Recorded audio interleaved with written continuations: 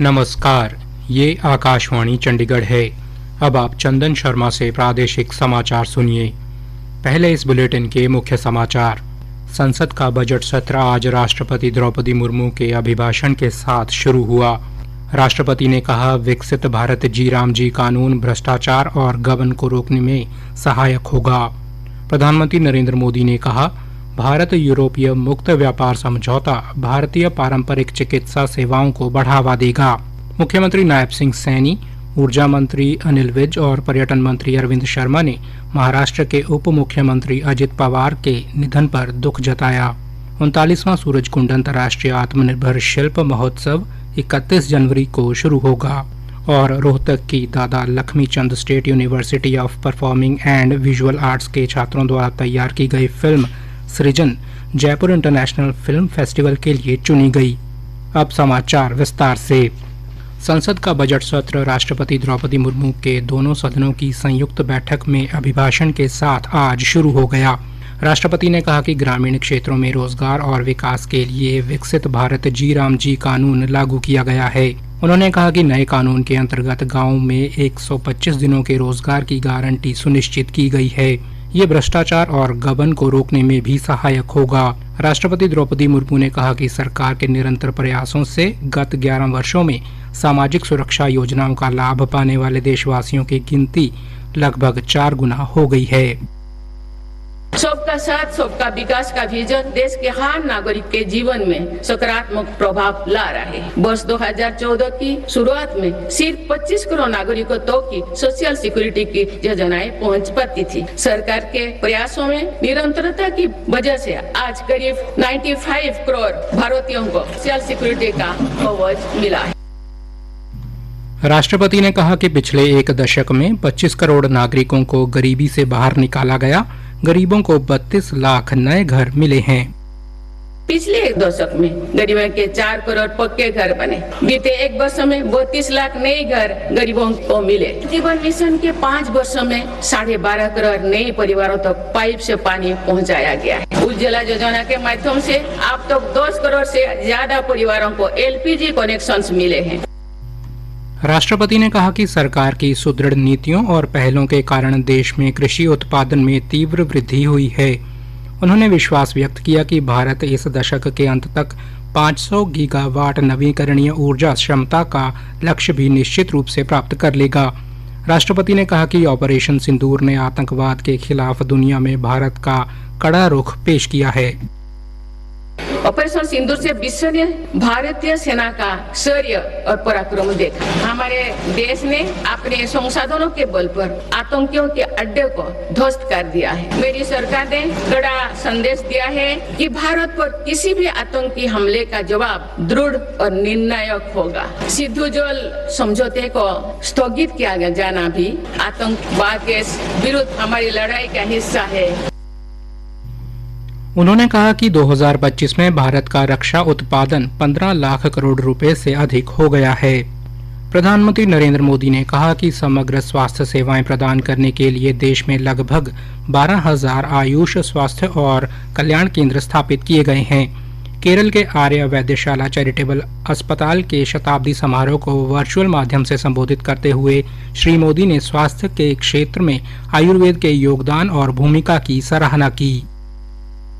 भारत में आयुर्वेद किसी एक काल या एक क्षेत्र में सीमित नहीं रहा। हर दौर में इस प्राचीन चिकित्सा पद्धति ने जीवन को समझने, संतुलन बनाने और प्रकृति के साथ तालमेल बिठाने का रास्ता दिखाया।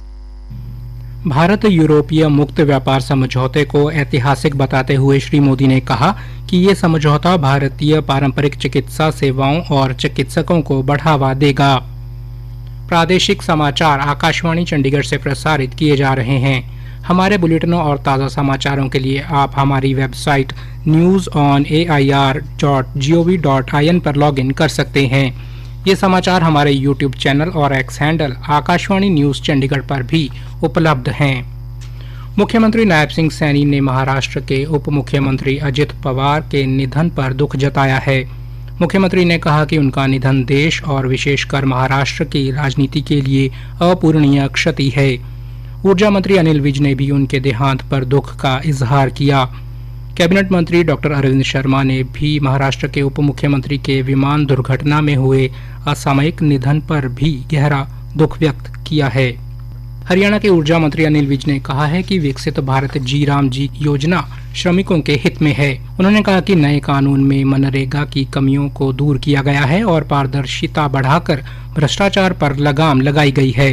कांग्रेस द्वारा योजना का नाम बदले जाने का विरोध किए जाने पर उन्होंने कहा, स्कीम में दुरुस्त की जाती है, नाम भी बदले जाते हैं। मनरेगा का भी कई बार बदला गया। इनको दिक्कत स्कीम से नहीं है, इनको इस स्कीम के दो शब्दों से दिक्कत है। पहला शब्द विकास, दूसरा राम जी। इन्होंने कभी विकास किया, गरीबी इन्होंने उसको दूर नहीं किया, क्योंकि इनकी राजनीति गरीबों से चलती है। हरियाणा के विरासत और पर्यटन मंत्री डॉक्टर अरविंद शर्मा ने कहा कि 39वां सूरजकुंड अंतर्राष्ट्रीय आत्मनिर्भर शिल्प महोत्सव बौद्धिक और व्यावसायिक गतिविधियों को मजबूती प्रदान करेगा। आज चंडीगढ़ में एक पत्रकार वार्ता को संबोधित करते हुए उन्होंने कहा कि इस महोत्सव का मार्गदर्शक मंत्र प्रधानमंत्री की आत्मनिर्भर भारत की परिकल्पना के अनुरूप लोकल से ग्लोबल आत्मनिर्भर भारत।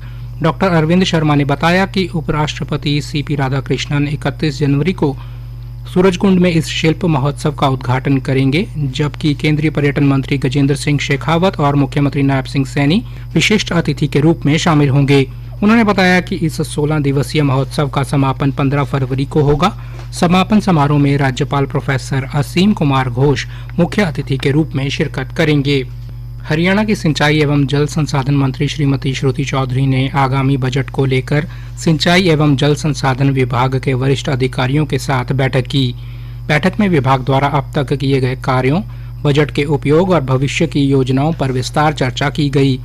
श्रीमती चौधरी ने अधिकारियों से मिलने वाले नए बजट का नियोजन पहले से ही ठीक तरह से करने को कहा, ताकि सिंचाई परियोजनाओं, नहरों की मरम्मत, जल संरक्षण और किसानों से जुड़े कार्यों को समय पर पूरा किया जा सके। उन्होंने कहा कि सभी योजनाएं जमीन पर दिखनी चाहिए, केवल कागजों तक सीमित नहीं रहनी चाहिए। रोहतक की Dada Lakshmi Chand state university of performing and visual arts के छात्रों की ओर से तैयार शॉर्ट फिल्म सृजन जयपुर इंटरनेशनल फिल्म फेस्टिवल के लिए चुनी गई है। यह फिल्म समारोह इस बार 13 फरवरी से 15 फरवरी तक नई दिल्ली के भारत मंडपम में आयोजित किया जाएगा। 13 फरवरी को सृजन की विशेष तौर पर स्क्रीनिंग की जाएगी। यूनिवर्सिटी के फिल्म एंड टेलीविजन विभाग के अध्यक्ष महेश टीपी ने बताया कि 8 मिनट की इस शॉर्ट फिल्म को 5वें सेमेस्टर के छात्रों ने तैयार किया है। भिवानी में नेताजी सुभाष चंद्र बोस युवा जागृत सेवा समिति, वैश्य कॉलेज की एनएसएस इकाई, सदाचारी शिक्षा समिति एवं जन कल्याण सहयोग संगठन द्वारा आज अमर शहीद लाला लाजपत राय का जन्मोत्सव श्रद्धा और गरिमा के साथ मनाया गया। अमर शहीद लाला लाजपत राय चौक पर उनकी आदमकद प्रतिमा पर पुष्पांजलि अर्पित कर उन्हें नमन किया गया। कार्यक्रम में युवाओं, शिक्षाविदों और विभिन्न सामाजिक संगठनों से जुड़े प्रतिनिधियों ने देश की एकता व अखंडता को बनाए रखने, सामाजिक समरसता को मजबूत करने तथा नशे जैसी बुराइयों से दूर रहने का सामूहिक संकल्प लिया। भारत तिब्बत सीमा पुलिस बल के भानु स्थित प्राथमिक प्रशिक्षण केंद्र में आज जनरल ड्यूटी सिपाही के 492वें बैच के दीक्षांत एवं शपथ ग्रहण समारोह का आयोजन किया गया। इस बैच में 24 राज्यों के 440 महिला एवं पुरुष प्रशिक्षार्थी प्रशिक्षण लेकर बल में शामिल हुए हैं। अंत में मुख्य समाचार एक बार फिर से। संसद का बजट सत्र आज राष्ट्रपति द्रौपदी मुर्मू के अभिभाषण के साथ शुरू हुआ। राष्ट्रपति ने कहा, विकसित भारत जी राम जी कानून भ्रष्टाचार और गबन को रोकने में सहायक होगा। प्रधानमंत्री नरेंद्र मोदी ने कहा, भारत यूरोपीय मुक्त व्यापार समझौता भारतीय पारंपरिक चिकित्सा सेवाओं को बढ़ावा देगा। मुख्यमंत्री नायब सिंह सैनी, ऊर्जा मंत्री अनिल विज और पर्यटन मंत्री अरविंद शर्मा ने महाराष्ट्र के उप मुख्यमंत्री अजित पवार के निधन पर दुख जताया। 39वां सूरजकुंड अंतर्राष्ट्रीय आत्मनिर्भर शिल्प महोत्सव 31 जनवरी को शुरू होगा और रोहतक की Dada Lakshmi Chand state university of performing and visual arts के छात्रों द्वारा तैयार की गई फिल्म सृजन जयपुर इंटरनेशनल फिल्म फेस्टिवल के लिए चुनी गई। इसी के साथ समाचार बुलेटिन समाप्त हुआ।